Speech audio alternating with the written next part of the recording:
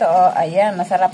May kutsara, pero talaga nagkamay ako. Ang sarap. Ayan, sausaw sa suka.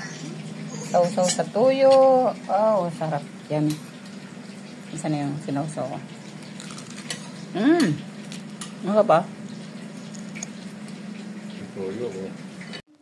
Hello guys. Ayan, share ko lang itong ginagawa ko kaninang umaga. Ayan, vegetables. Carrots, zucchini, potato, eggplant, garlic, and onions. Ayan. And then, gagilingin ko po ito sa pamagitan ng food processor. Ayan, lahat po yan. Ay, gayatin po mo ng pino-pino. And then, ayan po, ginamitan ko ng food processor. Ayan, giling na po siya. At lalakukan po natin siya ng kaunting asin, kaunting pamienta, harina, or kung wala naman kayong harina, kahit po corn flour.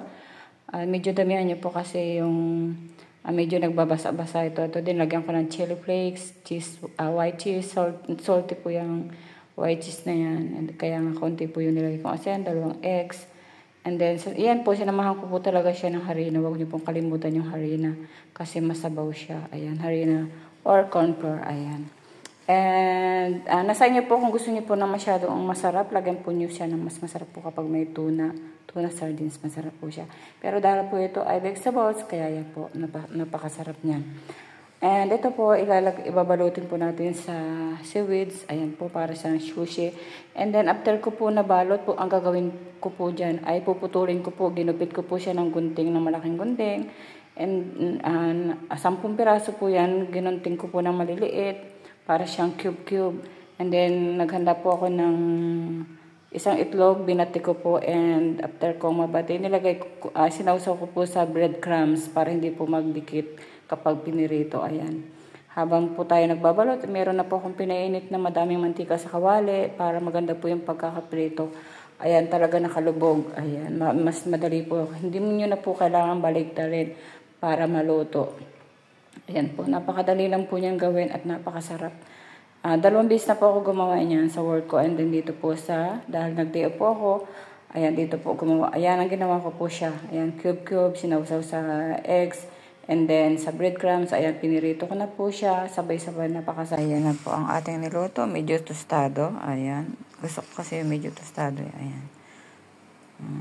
Ayan, madami po tayo naluto. Ayan, ganyan dami. At kakainin po natin. Masarap po, masarap. Nakakain ako kanina. Hindi ko agad na video kasi may trabaho. Ayan, tikman po natin. Sarap. Baba.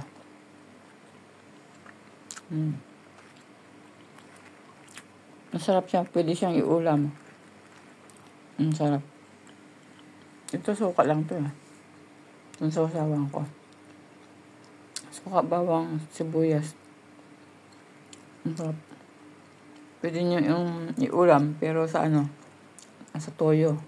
Kasi kumain kami, toyo, sinubos ako sa toyo. Ang sarap niya. Sarap.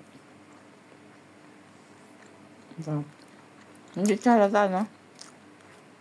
Dami ko na nakain. Hindi halata na seaweeds, tapos gulay. Pwede pang negosyo, pero para sa akin pwede siyang iulam or papakin, pulutan, ganun. Thanks for watching. Ang sarap. Ang dami, Hop.